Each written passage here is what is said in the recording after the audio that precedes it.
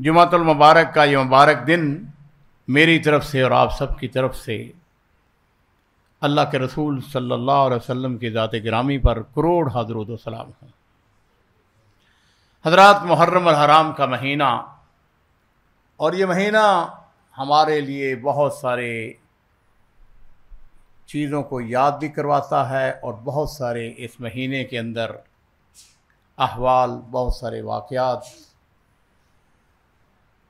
سب سے پہلی بات تو یہ ہے کہ یہ نیا سال شروع ہوا ہے۔ میں اللہ تعالیٰ سے یہ دعا کرتا ہوں کہ یہ ہجری سال امت مسلمہ کے لیے اور ہم سب کے لیے خیر و برکت کا سبب بنے۔ سیدنا حضرت عمر فاروق رضی اللہ تعالیٰ عنہ کی شہادت کے بارے میں بھی روایات یہی ہیں کہ وہ یکم محرم کو شہید ہوئے۔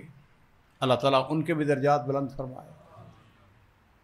اور اس کے بعد 10 محرم کو جو تاریخ کا سب سے بڑا سانحہ اور سب سے بڑا ظلم سید الشہداء حضرت حسین ابن علی رضی اللہ تعالی عنہ، ان کو بے دردی کے ساتھ کربلا میں شہید کیا جاتا ہے۔ عزیزو، آج اللہ کی توفیق سے ہم اہل بیت کی مناقب کے حوالے سے گفتگو کریں گے۔ سب سے پہلی بات جو میں آپ کو اس حوالے سے بتانا چاہوں گا وہ یہ ہے، اہل بیت کے ساتھ محبت، ان کے ساتھ پیار، ان کے ساتھ عقیدت ہمارے ایمان کا حصہ ہے۔ کوئی شخص جو اہل سنت والجماعت ہونے کا دعویٰ کرتا ہے وہ اہل بیت کی محبت سے مستغنی نہیں ہو سکتا ہے۔ میں اللہ تعالیٰ سے ہمیشہ یہ دعا کرتا ہوں، یہ آج کی بات نہیں ہے کہ میں اسٹیج پہ کھڑا ہوں، بلکہ میں جب علیحدگی میں ہوتا ہوں، بھئی اہل بیت کے ساتھ محبت جو ہے اس کو کبھی کبھار سوچا کریں۔ عزیزو، جس کو اہل بیت کے ساتھ محبت نہیں ہے اس کو اپنے ایمان کی فکر کرنا چاہیے۔ اس لیے یہ وہ گھرانہ ہے جس گھرانے کی وجہ سے ہم کو عزت، ہم کو شان ملی ہے۔ اور جہاں تک حضرت حسین یا ان سے پہلے ان کے بڑے بھائی حضرت حسن رضی اللہ تعالی عنہما، ان کی شان کا تعلق ہے، وہ اضر من الشمس ہے۔ تھوڑا سا ہم ذرا غور و فکر کریں کہ حضرت حسین رضی اللہ تعالی عنہ یہ کون سی عظیم شخصیت تھی، یہ کون تھے؟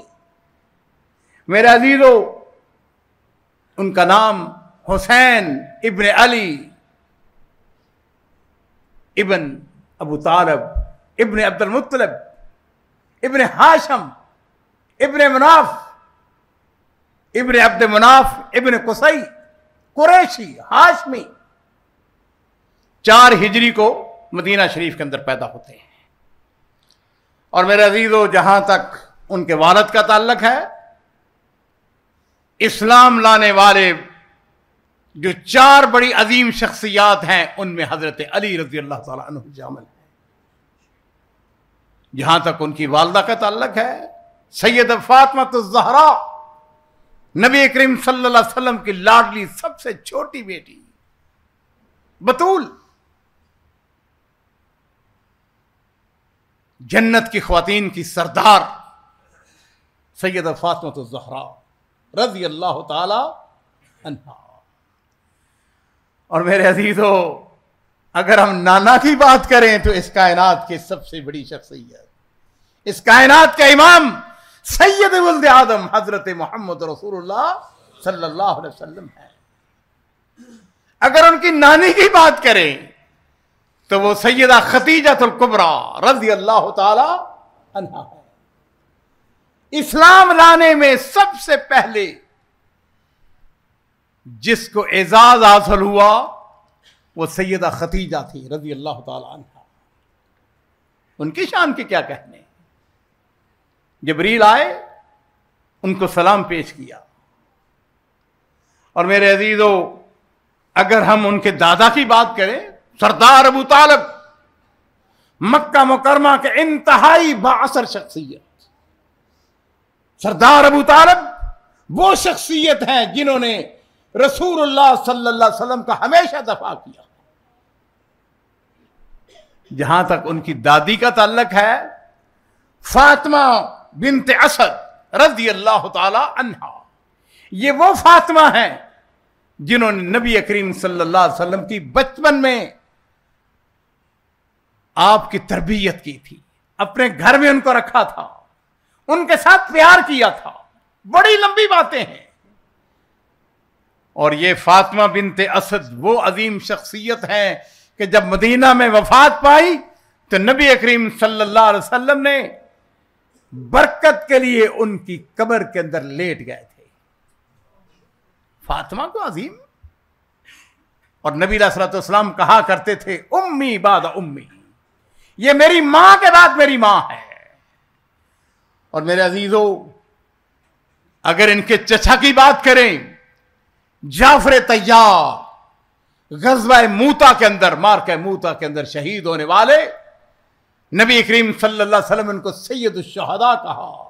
آپ نے فرمایا کہ جعفر کے ہاتھ دنیا کے اندر شہادت سے پہلے ان کو دونوں ہاتھوں کو کاٹ دیا گیا تھا، جھنڈا ہاتھ پہ پکڑا ہوا تھا مارکہ موتا کے اندر. اور نبی علیہ الصلوۃ والسلام نے فرمایا تھا کہ اللہ رب العزت نے ان کو 2 جناح عطا فرمائے ہیں، جنت کے اندر جہاں چاہتے ہیں چلتے پھرتے ہیں. اور میرے عزیزو، اس گھرانے کی عظمت کے کیا کہنے ہیں.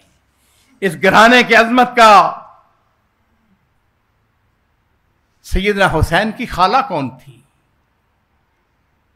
سیدہ زینب، رقیہ، ام کلثوم. کائنات کے جتنے بھی اعلیٰ نسب نامے ہیں سب کو اکٹھا کر لیجئے، سب کو ایک طرف رکھیے، اور سیدنا حسین رضی اللہ تعالی عنہ کے نسب نامے کو ایک طرف رکھیے. میرے عزیزو، سیدنا حسین کا نسب نامہ جو ہے وہ کائنات کا سب سے اعلیٰ، سب سے افضل نسب نامہ ہے، رضی اللہ تعالی عنہ. آج ہم ان کے بارے میں باتیں کرنے کے لیے آئے ہیں. اب آج ہم ان کے مناقب بیان کرنے کے لیے. اور میرے عزیزو، جہاں تک ان کا تعلق ہے، نبی کریم صلی اللہ علیہ وسلم کو جب پتا چلا میرے ہاں نواسا پیدا ہوا ہے، روایات کے اندر آتا ہے کہ نبی کریم صلی اللہ علیہ وسلم تیزی کے ساتھ اپنی بیٹی فاطمہ الزہرا کے گھر تشریف لے جاتے ہیں، اور آپ نے اپنے نواسے کو اٹھایا، کھجور منگوائی، اور نبی علیہ الصلوۃ والسلام نے اپنے نواسے کو گٹی دی. سب سے پہلی خوراک جو نبی کریم صلی اللہ علیہ وسلم کا ریق مبارک، حضرت حسین کے پیٹ کے اندر جو سب سے پہلی خوراک جاتی ہے وہ نبی کریم صلی اللہ علیہ وسلم کے ریق مبارک ہے. اور اس کے ساتھ علم، فضل، تقوی، پرہیزگاری، یہ ساری چیزیں جو ہیں ان کے اندر داخل ہو جاتی ہیں. آپ نے حضرت علی رضی اللہ عنہ سے پوچھا، علی نام کیا رکھا ہے؟ باپ کا سب سے پہلے حق ہوتا ہے. کہنے لگے میں نے نام جعفر رکھا ہے. ایک روایت کے اندر آتا ہے کہ میں نے نام حرب رکھا ہے، لیکن نبی علیہ الصلوۃ والسلام نے فرمایا نہیں، اس کا نام حسین ہوگا رضی اللہ تعالی عنہ. اور جب حضرت حسین 7 دن کے ہوئے تو نبی کریم صلی اللہ علیہ وسلم نے 2 بکریوں کا عقیقہ کیا اور ان کے سر، ان کے بال مڑوانے کا حکم دیا. عزیزو، حدیث کے اندر آتا ہے کہ ایک دن حضرت حسین رضی اللہ تعالیٰ عنہ بچپن میں جس طرح بچے روتے ہیں، رو رہے تھے، تو نبی کریم صلی اللہ علیہ وسلم نے اپنی بیٹی فاطمہ سے فرمایا، یا زہرا اما علمت ان بقاءہ یؤذینی. فاطمہ، زہرا، کیا تو نہیں جانتی اس کا رونا مجھ کو تکلیف دیتا ہے. اما علمت ان بقاءہ یؤذینی، اپنے 2 مرتبہ فرمایا کہ اس کا رونا مجھے تکلیف دیتا ہے. اور میرے عزیزوں، پھر تاریخ نے وہ دن بھی دیکھا، حضرت حسن اور حضرت حسین کے درمیان صرف تقریباً کم و بیش 1 سال سے بھی کم 9-10 महीने का फर्क था। और सुभान अल्लाह, मैंने तारीख का बड़ा मुतालिया किया है। नबी करीम सल्लल्लाहु अलैहि वसल्लम को अपने नवासों के साथ बेइंतहा मोहब्बत थी। मैं कई दफा अपने आप को उस कटहरे में खड़ा करता हूं, वो मोहब्बत हम अपने नवासों या पोतों को नहीं दे सके।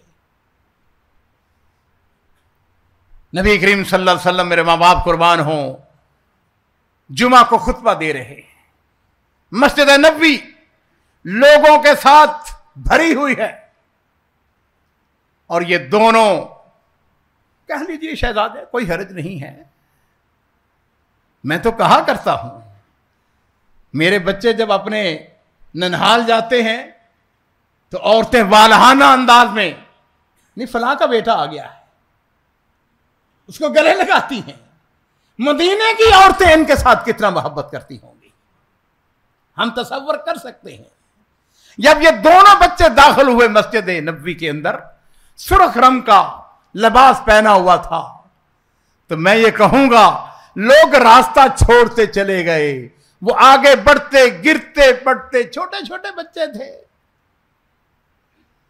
मेरे माँ बाप कुर्बान हो, नबी करीम सल्लल्लाहु अलैहि वसल्लम जो है आप खुतबा दे रहे थे। हदीस के अंदर आता है फक़ता खुतबतहू, आपने खुतबा देना बंद कर दिया। व नज़ला मिन फ़ौक़ि मिंबरिही, आप अपने मिंबर से नीचे उतरे। फ़अक़बला नहवहुमा व ज़म्महुमा, नबी अलैहिस्सलाम उनकी तरफ आगे बढ़े और आपने अपने दोनों नवासों को अपने सीने के साथ चिमटा लिया। फ़ज़म्महुमा, उनको गले से लगाया। फ़सअदा बिहिमा मिनल मिंबर, आपने दोनों को उठा के मिंबर के ऊपर तशरीफ ले गए। सुम्मा क़ाल सदक़ल्लाहु इन्नमा अम्वालुकुम व औलादुकुम फितना, आपने इरशाद फरमाया, अल्लाह ताला ने बिल्कुल सच फरमाया है कि ये तुम्हारा माल और तुम्हारी औलाद तुम्हारे लिए आजमाइश है।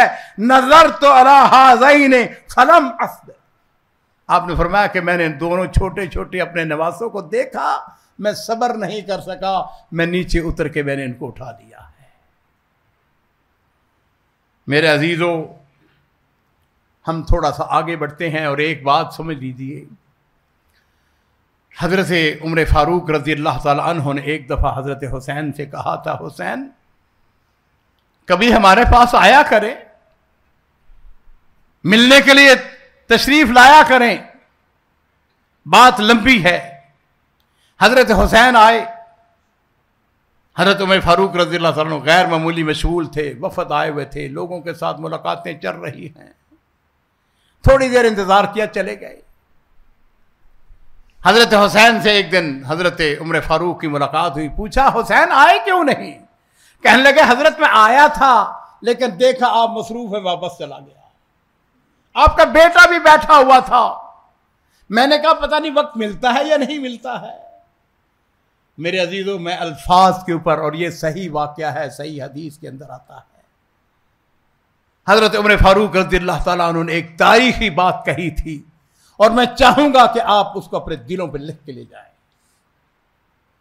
हजरत उमर फारूक रज़ियल्लाहु ताला ने कहा था, हुसैन आप क्या बात करते हैं, अपने आप का मुकाबला मेरे बेटे अब्दुल्ला बिन उमर के साथ करते हैं? कहां मेरा बेटा और कहां आपकी शख्सियत? कहने लगे, इन्नमा अंबत मा तराफी रऊसना अल्लाह सुम्मा अंतुम। कहने लगे, ये इज्जत, ये इफ्तिखार, ये शर्फ जो हमें मिला है वो अल्लाह के फजलो करम के बाद आपकी वजह से हमको ये इज्जत मिली है। हजरत उमर फारूक के अल्फाज, अल्लाह ने जो हमें इज्जत दी है, अल्लाह के बाद, अल्लाह के फजलो करम के बाद अगर हमें ये इज्जत मिली है तो ये इस घराने की वजह से हमको ये इज्जत मिली है। इसलिए मैं अक्सर ये बात कहा करता हूं, ये बदकिस्मती है कि बाद लोगों ने ये तसव्वुर कर रखा है, अल्लाह गवाह है मिंबर रसूल पे हूं, मैंने अपने आप को बेशुमार मर्तबा इस कटहरे में खड़ा किया है।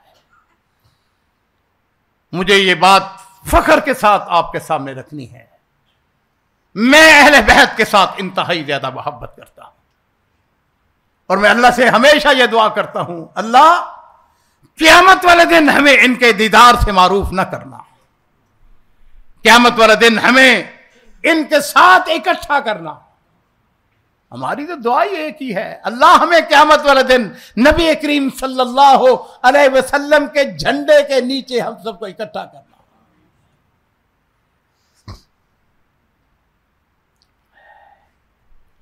جہاں تک حضرت حسین رضی اللہ تعالیٰ عنہ کی عزت کا تعلق ہے، ان کے مقام اور مرتبہ کا تعلق ہے، نبی علیہ الصلوۃ والسلام نے صحیح حدیث کے اندر آتا ہے، الحسن والحسین سید الشباب اہل الجنہ۔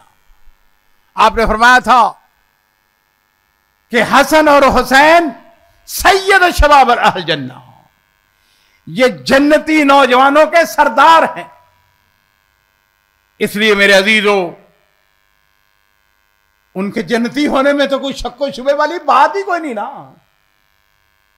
عزیزو، اگر انہوں نے جنت میں نہیں جانا تو پھر کس نے جانا ہے؟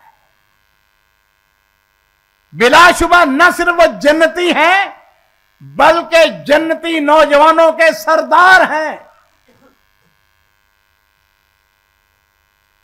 اور حضرت حسین رضی اللہ تعالی عنہ، ان کی جہاں تک مناقب کا تعلق ہے، عزت کا تعلق ہے، حدیث کے اندر آتا ہے کہ نبی کریم صلی اللہ علیہ وسلم جو ہیں، انہوں نے ایک دفعہ حضرت حسن اور حضرت حسین رضی اللہ تعالی عنہ کو اپنے کندھے پر، ایک طرف حضرت حسن اور دوسری طرف حضرت حسین تھے، ان کو اٹھایا ہوا تھا، اور حضرت ابو ہریرہ رضی اللہ تعالیٰ عنہ حدیث کے راوی ہیں، وہ کہتے ہیں کہ آپ کے ایک کندھے پر حسن ہے، حضرت حسن، اور دوسرے پر حضرت حسین تھے، آپ باری باری کبھی اس کو چومتے کبھی اس کو چومتے۔ اور ایک صحابی نے اللہ کے رسول صلی اللہ علیہ وسلم کی خدمت عرض کی، اللہ کے رسول، آپ کو ان سے محبت ہے؟ آپ نے ارشاد فرمایا، من احبہما فقد احبنی، جس نے ان دونوں سے محبت کی اس نے مجھ سے محبت کی۔ یہ کوئی چھوٹی باتیں تو نہیں ہیں،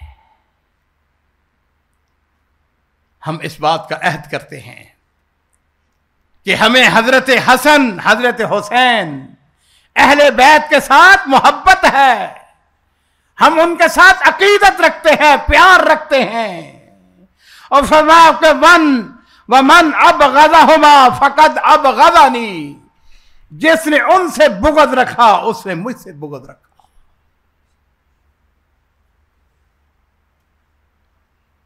وہ ایک دفعہ عبداللہ بن عمر رضی اللہ تعالی عنہما، ایک عراقی آیا نا، اس نے آ کے مسئلہ پوچھا، اس نے کہا کہ یہ بتائیں کہ اگر احرام کو یا کپڑے کو مچھر کا خون لگ جائے تو اس کا کیا حکم ہے؟ تو انہوں نے برجستہ فرمایا تھا کہ انظروا الی ھذا، کہ لوگوں اس شخص کی طرف دیکھو، یسألنی عن دم البعوض، یہ مجھ کو مچھر کے خون کے بارے میں سوال کرتا ہے، وقد قتل النبی ابن النبی، اور یہ وہ لوگ ہیں جنہوں نے نبی علیہ الصلوۃ والسلام کے نواسے کو شہید کیا ہے۔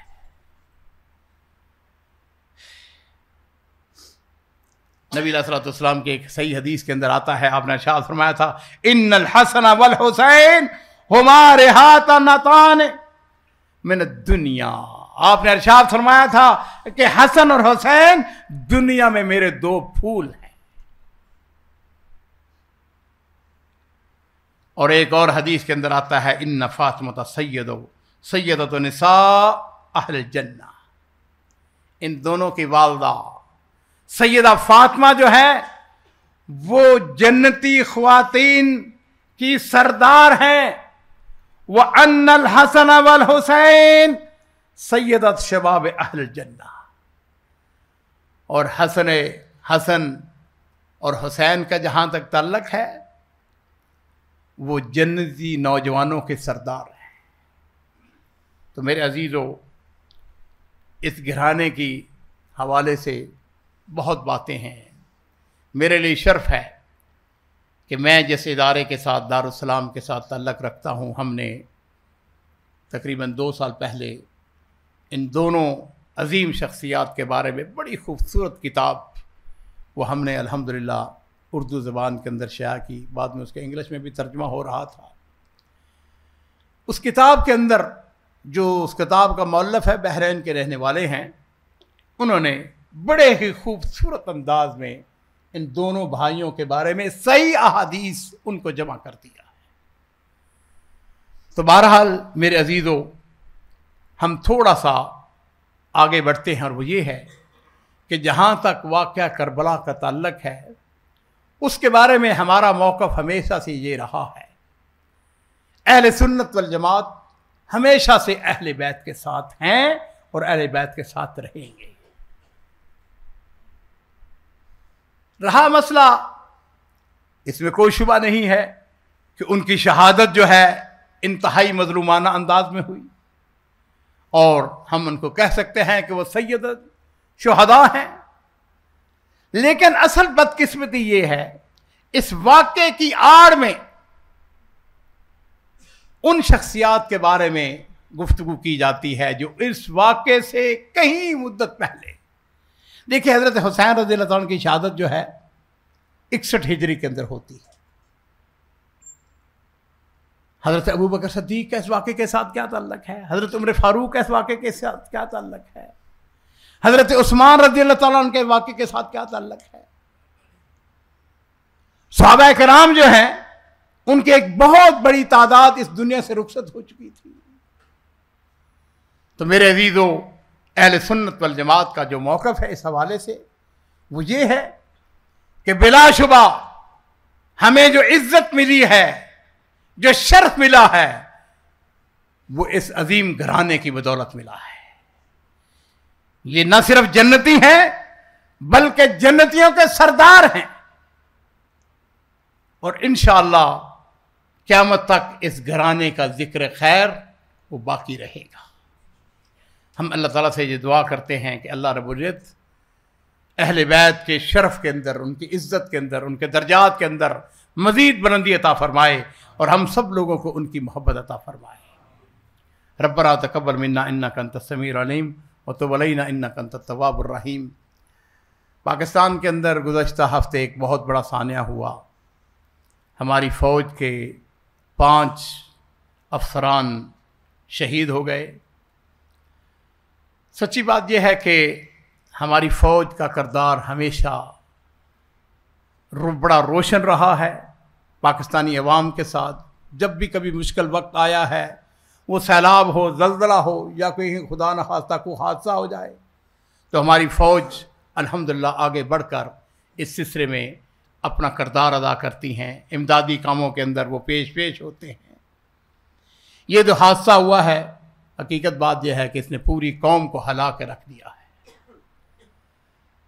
ہم ان شہداء کی سربلندی کے لیے دعا کرتے ہیں کہ اللہ رب العزت ان کو شہادتوں کو قبول فرمائے، ان کے جو لواحقین ہیں، ان کی اہل و عیال، ان کے بچے، اور پوری قوم ہماری سچی بات یہ ہے غم کے اندر ڈوبی ہوئی ہے۔ ہم یہی دعا کرتے ہیں کہ اللہ تعالیٰ پوری قوم کو اور ان کے اہل و عیال، ان کے بیوی، ان کے بچوں کو اللہ تعالیٰ صبر جمیل عطا فرمائے، اور اللہ تعالیٰ ہماری قوم کو اس قسم کے حادثات سے محفوظ رکھے۔ اسی طرح پاکستان کے اندر جو سیلاب بلوچستان کے اندر آیا ہے، یا راجن پور کے اندر، یا اور مختلف علاقوں کے اندر بہت سارا مالی نقصان بھی ہوا ہے، جانی نقصان بھی ہوا ہے، بہت سارے لوگ شہید ہو گئے ہیں۔ سیلاب کے اندر یاد رکھیے، اہل سنت والجماعت کا یہ بھی عقیدہ ہے کہ انشاءاللہ اس قسم کی جو موتیں ہوتے ہیں وہ شہید ہوتے ہیں، تو ہم ان کے لیے بھی دعا کرتے ہیں کہ اللہ رب العزت ان کو بلندی عطا فرمائے، اور اللہ رب العزت جو ہے ان کو جنت الفردوس میں اعلیٰ مقام عطا فرمائے، اور اس سلسلے میں اللہ تعالیٰ ان کا جو نقصانات ہوئے ہیں ان نقصان کو اللہ تعالیٰ پورا کر رہے ہیں۔ حضرات، عاشورہ کے حوالے سے جو بڑی اہم بات اور بڑا اہم مسئلہ وہ یہ ہے کہ نبی کریم صلی اللہ علیہ وسلم نے اس دن کا روزہ رکھا اور اپنی امت کو روزہ رکھنے کا حکم دیا۔ پہلی بات تو یہ ہے کہ عاشورے کے روزے کا سیدنا حسین رضی اللہ تعالیٰ عنہ کی شہادت کے ساتھ کوئی تعلق نہیں ہے۔ صحیح بخاری کے اندر حدیث ہے کہ کانت قریش تصوم عاشورا فی الجاہلیہ، کہ قریش جاہلیت میں یوم عاشورہ کا روزہ رکھتے تھے۔ عزیزو، عاشورے کا روزہ جو ہے اس کے بارے میں جس وقت ہم پڑھتے ہیں کتابوں کو تو ہمیں پتہ چلتا ہے کہ یہ سیدنا ابراہیم علیہ السلام کے دور سے چلا آ رہا تھا۔ حضرت ابراہیم علیہ السلام کے دور کی جو اچھی باتیں جن پر قریش عمل کرتے تھے اس میں عاشورے کا دن کا روزہ بھی شامل ہے۔ میرے ماں باپ قربان ہو، نبی کریم صلی اللہ علیہ وسلم جب ہجرت کر کے مدینہ شریف تشریف لائے تو آپ نے دیکھا کہ یہودی اس دن کا روزہ رکھتے ہیں۔ آپ نے پوچھا یہ کیوں روزہ رکھتے ہیں؟ آپ کو بتایا گیا کہ حضرت موسیٰ علیہ السلام کی قوم کو اس دن فرعون کے چنگل سے نجات ملی تھی، تو حضرت موسیٰ علیہ السلام نے اللہ تعالیٰ کا شکر ادا کرتے ہوئے شکرانے کے طور پر اس دن کا روزہ رکھا تھا۔ چنانچہ اس دن کی مناسبت سے حضرت موسیٰ علیہ السلام نے چونکہ روزہ رکھا لہذا یہودی اس دن کا روزہ رکھتے چلا رہے ہیں۔ میرے ماں باپ قربان ہو، نبی کریم صلی اللہ علیہ وسلم نے ارشاد فرمایا کہ موسیٰ میرا بھائی تھا، ہم اس بات کے زیادہ حقدار ہیں کہ ہم اس دن کا روزہ رکھیں۔ چنانچہ نبی کریم صلی اللہ علیہ وسلم نے عاشورے کے دن کا روزہ رکھا۔ یہ بڑی حکمت کی چیزیں ہیں نبی علیہ الصلوۃ والسلام نے حکومت جس انداز میں کی ہے۔ میں اکثر کہا کرتا ہوں سیرت کا مطالعہ کریں۔ شروع میں حالات اس طرح کے تھے کہ نبی علیہ الصلوۃ والسلام اور بہت سارے کاموں کے اندر مشغول تھے۔ پھر وہ وقت آیا کہ نبی کریم صلی اللہ علیہ وسلم نے فرمایا کہ ہم نے یہودیوں کی مخالفت کرنی ہے، لہذا صرف عاشورے کا دن کا روزہ نہیں رکھیں گے بلکہ ہم 2 دن کا روزہ رکھیں گے، 9ویں اور 10ویں 2 دن کا روزہ رکھیں گے۔ چنانچہ نبی کریم صلی اللہ علیہ وسلم نے فرمایا کہ اگر میں آئندہ سال زندہ رہا تو ہم 9ویں اور 10ویں 2 دن کا روزہ رکھیں گے۔ لیکن اس کے بعد نبی علیہ الصلوۃ والسلام کی وفات ہو جاتی ہے۔ ایک صحابیہ ربی ان کا نام تھا، وہ بیان کرتی ہیں کہ رسول اللہ صلی اللہ علیہ وسلم نے ہم کو پیغام بھیجا، اعلان کروایا۔ آپ نے فرمایا کہ جس نے عاشورے کے دن کا روزہ رکھا ہے اس کو مکمل کرے، جس نے نہیں رکھا ہے، نہیں کچھ کھایا، پھر بھی اس کو مکمل کرے، جس نے کچھ کھا لیا ہے، آپ اندازہ کریں اس دن کی اہمیت کے حوالے سے۔ آپ نے فرمایا کہ جس نے یہ کچھ کھا پی لیا ہے اب کھانا پینا بند کر دے حتیٰ کہ مغرب ہو جائے تاکہ اس دن کا روزہ اس کا مکمل ہو جائے۔ اور ربی بیان کرتی ہیں، کہتی ہیں کہ ہم نے اس دن اپنے بچوں کو بھی روزہ رکھوایا۔ اور کس طریقے سے؟ کہتی ہیں کہ بچے رو رہے تھے، کھانا مانگتے تھے، ہم نے ان کے لیے اون کے کچھ چھوٹے چھوٹے کھلونے بنا کر ان کو پیش کرتے، ان کو بہلاتے رہے حتیٰ کہ مغرب ہوگی اور پھر انہوں نے ہمارے ساتھ افطاری کی۔ عزیزو، میں نے آپ کو یہ 3-4 واقعات یہ بالکل صحیح حدیث انشاءاللہ بیان کی ہیں۔ اس حوالے سے میں نے آپ کو عرض کرنی ہے اہل بیت کی محبت، اس کے حوالے سے میں نے اپنا موقف آپ کے سامنے بڑی وضاحت کے ساتھ رکھ لیا ہے۔ اگلی جو بات ہے وہ یہ ہے کہ ہم نے عاشورے کا دن کا روزہ رکھنا ہے، 9ویں اور 10ویں کا، کہو انشاءاللہ۔ آپ یقین جانیے، میں یہ سعودی عرب میں رہتے ہوتے ہمارے ہاں کچھ روزے ایسے ہیں جو کہ اللہ کے فضل و کرم سے ہم نے اس کو فرض تو نہیں کرنا چاہیے لیکن تقریباً فرض والی بات ہے۔ یہ عاشورے کا دن کے 2 روزے اس لیے کہ میرے ماں باپ قربان ہو، نبی کریم صلی اللہ علیہ وسلم نے ارشاد فرمایا یکفر عن سنۃ الماضیہ، ایک دن کا روزہ جس نے رکھا आपने फरमाया कि गुज़श्ता साल के सगीरा गुनाहों को अल्लाह ताला माफ कर देते हैं। एक दिन का रोजा। अब उसकी तत्बीक उलमाए किराम ने क्या बयान की है? सबसे अफजल चीज यह है कि 9वीं और 10वीं का रोजा रखा जाए। अगर नहीं रख सकते, आशूरे के दिन का एक दिन का रोजा रखा जाए। और अगर किसी शख्स ने कुछ अपनी मजबूरी की वजह से 9वीं तारीख का रोजा नहीं रखा है, तो फिर वो ऐसा करे कि 10वीं और 11वीं का रोजा रख ले। मैं आपसे ये गुजारिश करना चाहूंगा, इस सुन्नत को अहया करें। ये सुन्नत जो है, हमारे बदकिस्मती से इन मुल्कों के अंदर इतना एहतमाम नहीं होता। वहां अरब मुबारक के अंदर बहुत ज्यादा इस बात का एहतमाम किया जाता है। पीर के दिन का रोजा, जुमेरात के दिन का रोजा, शव्वाल के 6 रोजे, ये जिलहज्जा के जो पहले 9 दिन हैं उनके रोजे, ये मुहर्रम के 2 दिन के रोजे, मेरे अजीजों अय्याम बीज के रोजे। सुने बात, नबी करीम सल्लल्लाहु अलैहि वसल्लम, मेरे माँ बाप कुर्बान हो, आपने फरमाया कि जिसने एक दिन का नफली रोजा रखा, जहन्नम से 70 साल की दूरी पर दूर हो जाती है। जहन्नम उससे 70 साल के मुसाफत पर दूर हो जाती है। हम क्यों ना इस बात से फायदा उठाएं और इस बात का हम तहैया करें कि हमने इंशाअल्लाह रोजा रखना है। और मैंने एक और हमने तजर्बा किया हुआ, कई लोग जो है ना, उनको जस्ट मुजाहिद साहब आप हमसे मुलाकात वक़्त दे, मैं कहता अच्छा ऐसा करें, इस दिन मेरे पास आ जाए, हम अफ्तारी इकट्ठी कर लेंगे। बहाना बन जाता है, अच्छा जी हम रोज़ा रखेंगे। कोई हरज वाली बात नहीं है। एक दूसरे को रोज़ा अफ्तार करें, करवाएं, ताकि तशजीह मिले और रोज़ा सब रखें, अपने बच्चों को, अपने घर वालों को। मैं अभी जुमे के लिए आ रहा था तो मेरी अहलिया मुझको कह रही थी कि हम पूरी एक कैंपेन चलाते हैं अपने बरादरी के अंदर कि सब लोग इस दिन का रोज़ा रखें। मैंने आपकी खिदमत में 2 बातें आज के खुतबा जुमा के हवाले से, कि अहले बैत के साथ मोहब्बत हमारे ईमान का हिस्सा है और हम इंशाअल्लाह उनके साथ मोहब्बत करते हैं और करते रहेंगे। और दूसरी बात जो है आज के खुतबा जुमा के अंदर, वो ये है कि ये आशूरे का दिन का रोज़ा, ये अल्लाह के फज़ल व करम से हम सब रखेंगे और इंशाअल्लाह इसका बहुत बड़ा अजर व सवाब है।